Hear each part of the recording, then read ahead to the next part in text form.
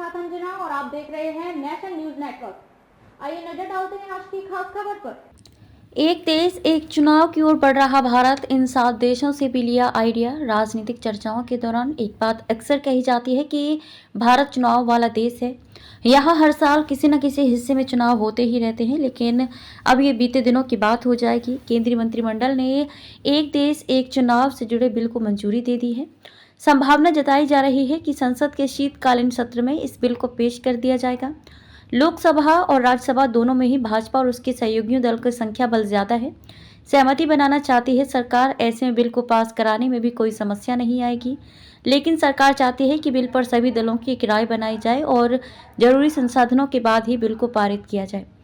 वैसे एक देश एक चुनाव की चर्चा भले ही बीते कुछ सालों से ज्यादा सुनाई देने लगी हो, लेकिन भारत में ये पहली बार नहीं होने जा रहा है। 1947 में देश की आज़ादी के समय ही इसकी नींव रख दी गई थी। 1952 में जब देश में पहली बार चुनाव हुए, तब भी लोकसभा और विधानसभा दोनों के लिए एक साथ वोट डाले गए। अगले 4 चुनावों तक ऐसा ही चलता रहा, लेकिन इसके बाद कुछ विषमताएं पैदा होने लगी। 1967 में आखिरी बार हुए चुनाव। आखिरी बार 1967 में देश में वन नेशन वन इलेक्शन के तत्कालीन फॉर्मेट के तहत चुनाव हुए। तब उत्तर प्रदेश, जिसे पहले यूनाइटेड प्रोविंस कहते थे, को छोड़कर पूरे देश में एक चरण में चुनाव हुए। यूपी में उस वक्त भी 4 चरण में चुनाव कराने पड़े थे। 1967 को इलेक्शन आज़ादी के बाद चौथा चुनाव था। तब 520 लोकसभा सीटों और 3563 विधानसभा सीटों के लिए वोट डाले गए थे। इस वक्त तक सत्ता में केवल कांग्रेस की सरकार थी, लेकिन जवाहरलाल नेहरू की मृत्यु के बाद न सिर्फ इंदिरा गांधी को सहयोगियों के विरोध से जूझना पड़ रहा था, बल्कि कांग्रेस के खिलाफ देश में भी विरोधी लहर चलने लगी थी। 6 दशक बाद फिर कोशिश, करीब 6 दशक के बाद अब देश फिर से वन नेशन वन इलेक्शन की तरफ बढ़ रहा है, लेकिन ये सफर भी आसान नहीं था। रिपोर्ट तैयार करने के लिए पूर्व राष्ट्रपति रामनाथ कोविंद की अध्यक्षता में एक कमेटी बनाई गई थी। इस कमेटी ने न सिर्फ आज़ादी के बाद हुए चुनावों की कार्यप्रणाली को समझा, बल्कि दुनिया के उन देशों का भी अध्ययन किया जहां एक साथ चुनाव होते हैं।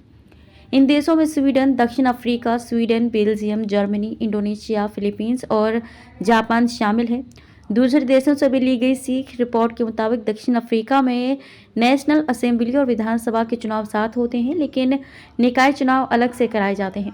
स्वीडन में संसद, काउंटी काउंसिल, निकाय चुनाव सभी 4 साल में एक साथ कराए जाते हैं। इंडोनेशिया ने भी वन नेशन वन इलेक्शन के तहत चुनाव कराने शुरू कर दिए हैं। यहाँ राष्ट्रपति, उपराष्ट्रपति, राष्ट्रीय और स्थानीय स्तर के चुनाव एक साथ कराए जाते हैं।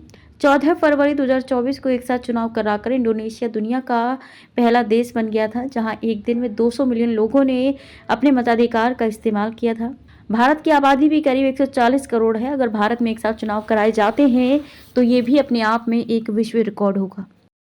खबरों में अब तक के लिए बस इतना ही। फिर होगी आपसे मुलाकात ऐसी एक खास खबर के साथ। तब तक के लिए नमस्कार और देखते रहिए नेशन न्यूज नेटवर्क।